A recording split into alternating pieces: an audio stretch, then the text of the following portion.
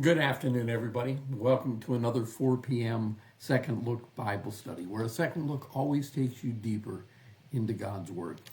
Today, we are going to be looking at the book of Deuteronomy. Now, Deuteronomy, Deuteronomy is the final book of the Pentateuch, the first 5 books of the Old Testament, and it's going to bring to conclusion the ministry of Moses. As we start the book of Deuteronomy, the children of Israel are on in the area of Moab, just across the Jordan River from the land of Canaan, which is where they're going to be headed to next. Now, as we get ready to dive into this book, I want us to once again review where we've been. The whole purpose of this study is to help you understand not only what is taking place in each book of the Old Testament, but how it relates to the overall story. Now, we have used this timeline to describe the events of the Old Testament. We started with Genesis, which was the book of creation. And in Genesis, not only do we have the creation, but we have the patriarchs of Israel, the founding fathers, Abraham, Isaac, Jacob, whose name will be changed to Israel. Following that, we move into the third period, which is the time of the Exodus, where the children of Israel are freed from their slavery in Egypt. And it's during this period of time that we have the books of Exodus, Leviticus, Numbers, and Deuteronomy. Once we've finished with Deuteronomy, we'll be moving to our next section in this timeline, which is the conquest of the land of Canaan. And that's going to be under the leadership of Joshua. From there, we'll move into the period of time of the Judges. Following the period of time of the Judges, we move into the kingdom period. We will have a unified kingdom under King Saul, King David, and King Solomon, and then the kingdom will be divided into 2 kingdoms, and we'll read about that in the book of 1st and 2nd Kings and 1st and 2nd Chronicles. Following the period of time of the kingdom, we'll have the exile, and we'll meet Daniel and Ezekiel. And then from there, we'll move into the return from their exile, and we'll look at the books of Ezra, Nehemiah, and Esther. Now, there are quite a number of books of the prophets, as well as the books of poetry, that take place during this period of time as well. So, let's go ahead and start our review of those first 4 books. If you'll remember, the book of Genesis, this was the picture that we used. Genesis is the book of beginnings. Now, it is the beginning of mankind, beginning of nations, the beginning of really everything other than God. But the second item is not only the beginning of mankind, but it's the beginning of the Jewish people. And they are the people of the entire Old Testament. They go by a number of names. They were referred to as the Hebrews, as the Jewish people, as Israel. From there, we'll move on to the book of Exodus. When we reach the end of Genesis, we find the children of Israel in the land of Egypt. And when we start Exodus, it's 450 years later, and the children of Israel are now slaves to the Egyptians. God will raise up Moses. Moses will lead the people in revolt, overcome their captors in Egypt, and they will flee Egypt. And you can see by our picture that they are exiting Egypt. Egypt is behind, and they're going to cross the Red Sea. Now, the book of Exodus deals not only with the exodus from Egypt, but they also, as they're leaving Egypt, will stop by Mount Sinai and there they received the Ten Commandments and the instructions for building the tabernacle. From there we move to the book of Leviticus, and if you remember the picture, we have a man in Levi's, and someone's kissing his toe, and that's to remind us of Levi Tokus, or Leviticus. You will notice in that picture that there are two things that the man is holding. Looks like an offering plate and a Thanksgiving feast, and that's because the book of Leviticus is about offerings and feasts. The offerings weren't financial offerings. It wasn't offerings of money like we think, but it was sacrificial offerings to atone for their sins. And then the feasts were the holy days, and we looked at 10 various holy days. The first one being the Sabbath day, which occurred every seventh day, and then, of course, the Sabbath year, which was every 7 years. We notice that the man in the Levi's is wearing a priestly garb, and that's because he is a Levite or a priest, and the book is primarily designed to tell the Levites what they are supposed to do as far as those offerings and feasts were concerned, but also to let the people know.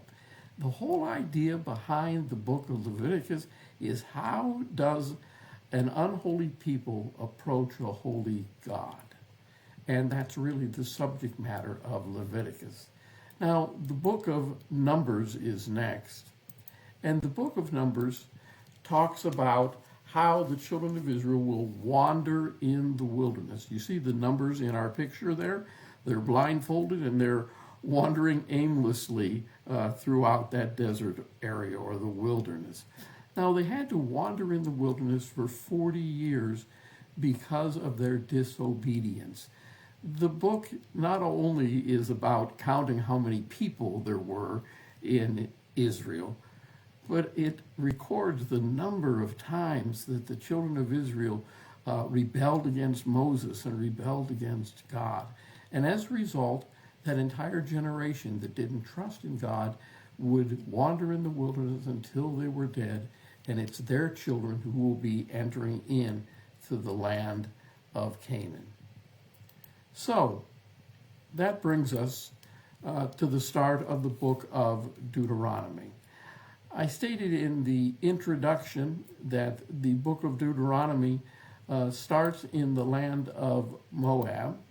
If you will notice, according to our map there, in the upper right-hand corner, we have the land of Moab there, and they're going to be crossing over the Jordan River into the land of Canaan. In fact, some of the tribes will already be starting to occupy the land just outside of Moab, but they'll move into the land of Canaan, or the promised land. And so that's what we're going to look at and what the book of Deuteronomy is all about. Now, the book of Deuteronomy has a rather clever picture for it as well. The name Deuteronomy comes from a Greek word that means second law or repetition of the law. The name reflects the book's content, which retells and expands upon the laws originally given to the children of Israel at Mount Sinai. That was recorded in the book of Exodus. Now, let's look at the picture for the book of Deuteronomy. It's a rather unusual one, but again, much like the other pictures we've looked at from Walk Through the Bible, it will not only give you the name of the book, but it will help you remember what the book is all about. You know that Genesis is big N, beginnings. Exodus is the exiting from Egypt. Leviticus is about the Levites and the offerings and the feasts. Numbers about wandering in the wilderness. But here the picture for Deuteronomy is a rather strange one. We have in this picture here 2 sets of stone tablets. The tablets in the back say first law. They are the commandments which Moses gave the Israelites at Mount Sinai that we read about in the book of Exodus. The second set of tablets, they're at the forefront. These are the commandments that Moses repeats in the book of Deuteronomy. Now, you will notice that those tablets are running on a man while singing. This is to help you remember the name of the book. Two people singing are a duet. So what we have in this picture, get ready for the corny joke, is duet, run on me. Duet, run on me. Deuteronomy. The primary message of the book of Deuteronomy is the second giving of the law. So we have the second law at the forefront. Deuteronomy is the second giving of the law. Now, the book of Deuteronomy is composed of a series of discourses by Moses, and it can be divided into three main sections. I think to help us do this, I need to make use of an outline that I put together for you. Let's look at it. You will notice that according to this outline, the first section is Deuteronomy 1 through 4, and it is during this time that Moses is going to be looking back and letting the people know what has taken place. Now, again, I can't emphasize this enough. The children of Israel at this point in time are the sons and daughters of those who died in the wilderness. They've experienced much of the wilderness for themselves, but they're not the ones that were delivered. Now, let's put it a different way. They were extremely young when they were delivered from the land of Egypt. It's 40 years later, and these children have grown up, and they're the ones that are about to take over the land of Canaan. But Moses, first of all, is looking back, all right? The second section is found in Deuteronomy chapters 5 through 26, and the emphasis here is on the idea of looking up. Looking up. This section reiterates and expands upon the laws that Moses gave at Mount Sinai. It includes the retelling of the Ten Commandments. It includes detailed instructions on various aspects of religious and civil and social life. And the whole idea is they're looking up to God. He's reminding the children of Israel that they must trust in God and they must look up to God. The third section, or the third speech, is Deuteronomy 27 through 34. This section includes Moses' final words. Even at the end of his life, Moses is looking ahead. And that's why we said that this section is about looking ahead. He sees two things in store for God's people: cursings, if they disobey God, and blessings, if they obey him. It also includes the announcement of his impending death and the appointment of Joshua as the new leader of Israel. That way, when we move to our next book, we'll move to the book of Joshua. That's fitting because he is just now taking control of all of the Israelites. Everything that occurs in this book occurs on the edge of the promised land of Canaan. Now, the book of Deuteronomy ends with these words. Since then, no prophet has arisen in Israel like Moses, whom the Lord knew face to face, who did all of those signs and wonders. The Lord sent him to do it in Egypt, to Pharaoh and to all his officials, and to his whole land. For no one has ever shown the mighty power or performed the awesome deeds that Moses did in the sight of all Israel. One of the questions that's asked as we read about Moses' death in the book of Deuteronomy is, did Moses write this section? Well, I don't think he did, unless God just gave him the words ahead of time, but it was probably written by Joshua or one of the other leaders as a way of closing out the book. There are a number of other very important verses they want us to look at in the book of Deuteronomy because they give us a good feel for what the book is all about. Let's start with Deuteronomy chapter 10, verses 12 and 13. It says, "And now, Israel, What does the Lord your God ask of you? But to fear the Lord your God, to walk in obedience to him, to love him, to serve the Lord your God with all your heart and with all your soul, and to observe the Lord's commands and decrees that I am giving you today for your own good. Now, this is right in the middle of that section, that second speech where Moses is looking up and encouraging the children of Israel to look up. The second really key verse is found in Deuteronomy chapter 6, and it's in this same section. And it reads, "Hear, O Israel, the Lord our God, the Lord is one." And then we have these instructions. Love the Lord your God with all your heart and with all your soul and with all your strength. Now this mirrors the words of Jesus. He gave us the same command. He goes on and he says here, "These commandments that I give you today are to be on your hearts. Impress them on your children. Talk about them when you sit at home and when you walk along the road, when you lie down and when you get up. Tie them as symbols on your hands and bind them on your foreheads. Write them on the door frames of your houses and on your gates." The whole idea here is passing on the message of God's love for his people to the next generation. And so this is a part of the book of Deuteronomy. This is the retelling of all that God desires to do with his people and encouragement for them to obey God and to teach their children to obey God.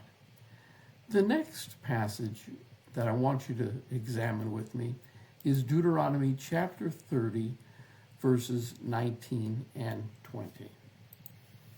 Now, this is in that last section, the third section of the book of Deuteronomy, where Moses is looking ahead. And he says, "This day I call the heavens and the earth as witness against you, that I have set before you life and death, blessings and curses. Now choose life, so that you and your children may live, and that you may love the Lord your God. Listen to his voice and hold fast to him, for the Lord is your life, and he will give you many years in the land he swore to give to your fathers, Abraham, Isaac, and Jacob." And so we have at the end of the book of Deuteronomy this call for the people to obey God, that there are both blessings and curses awaiting them. Blessings if they obey and cursings if they don't. But I want you to notice the final phrase there. "For the Lord is your life, and he will give you many years in the land he swore to give to your fathers." What fathers? Abraham, Isaac, and Jacob. The patriarchs that we met all the way back in the book of Genesis. Now I want to remind you that Jacob's name was changed to Israel, and his 12 sons become the foundation for the 12 tribes of Israel. And we're going to see the 12 tribes in our next book as we move into the book of Joshua. We're going to see that these children of Jacob, the children of, remember, Israel, the Israelites, are going to be the focus as we move on through the Old Testament. So, there you have it. We come to the end of the book of Deuteronomy.